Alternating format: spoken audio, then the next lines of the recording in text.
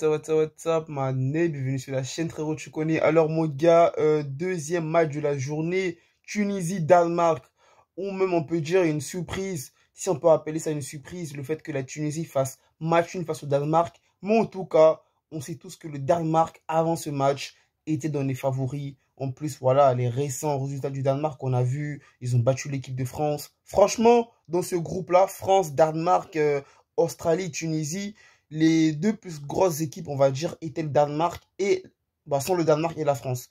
Mais aujourd'hui, la Tunisie affrontait, mon gars, le Danemark dans un match totalement chaud, dans un match totalement électrique. C'était vraiment un très beau match. Après le match qu'on a vu hier, Sénégal-Pays-Bas, franchement, pour moi, le deuxième meilleur match que j'ai vu lors de cette Coupe du Monde, aujourd'hui, c'est Tunisie-Danemark tout simplement. Franchement, j'avais envie de voir ce que cette équipe de la Tunisie allait proposer, s'ils allaient essayer de jouer au contre, s'ils allaient essayer voilà, de jouer en mode défensif, de jouer en contre-attaque, de laisser le ballon au Danemark et d'exploiter les failles que le Danemark allait tout simplement faire dans ce match. Mais mon gars, non, 2 buts de match.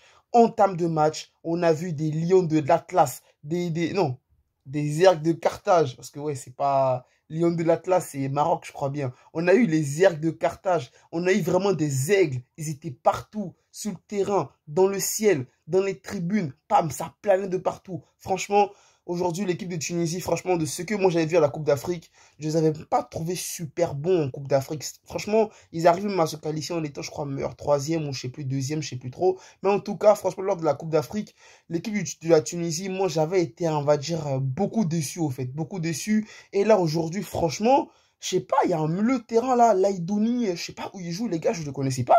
Mais franchement, Laïdouni là, franchement, c'est vraiment un bon joueur, hein, s'il veut venir au Barça. Je sais pas, moi je suis chaud pour qu'il vienne au Barça, les gars. Mais en tout cas, Laïdouni, franchement, il a fait un super match au milieu de terrain. Son volume de jeu était vraiment impressionnant. Franchement, la Tunisie, intensité, 2 buts de match, ils étaient dedans.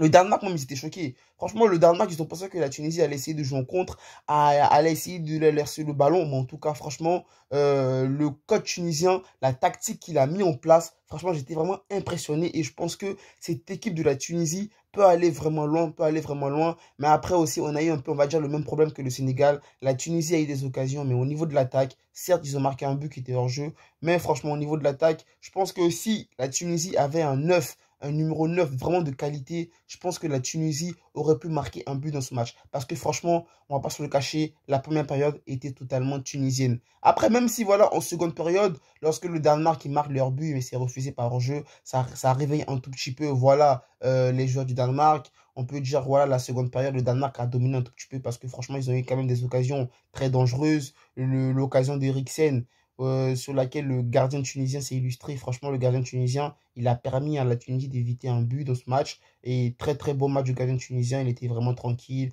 Il n'a pas été embrouillé dans les cages. Lorsqu'il fallait être décisif, il a été là. Lorsqu'il fallait faire des arrêts, il a été là. La défense tunisienne, franchement, qui a aussi géré, qui n'a pas vraiment subi beaucoup, voilà, hormis en seconde période. Mais bon, voilà, ils ont réussi à rester concentrés jusqu'à la fin du match.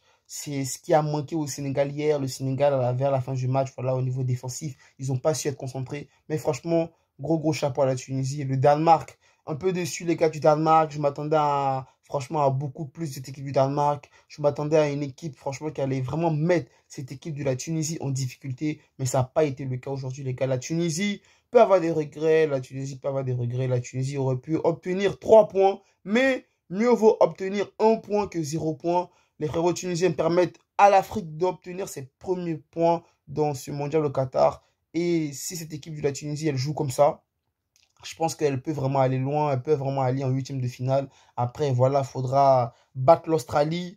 Et le dernier match, ils vont affronter la France. Je pense que Tunisie-France, ça va être quand même compliqué. Mais à voir ce que, voilà, le match de 20 h entre la France et l'Australie va nous offrir. Parce que bon, quand on dit comme ça, Tunisie-Australie, je te dis que franchement, Tunisie-Australie, certes, voilà, l'Australie, c'est une équipe qui a l'habitude de jouer la Coupe du Monde. Mais en tout cas, Tunisie-Australie, tu te dis quoi? La Tunisie, elle peut battre l'Australie. Mais on verra ça ce soir, mon gars. Ce que les Australiens vont montrer face à la France. Ce que aussi la France va montrer. Parce que vous savez que la France, Benzema n'est pas là, Nkounkou, Varane, il y a tellement de blessés, mon gars. Mais malgré qu'il y a des blessés, quand même, La France a toujours des joueurs de qualité. Ousmane Dembélé, Mbappé, Olivier Giroud, Tchouaméni. Franchement, on verra bien les gars.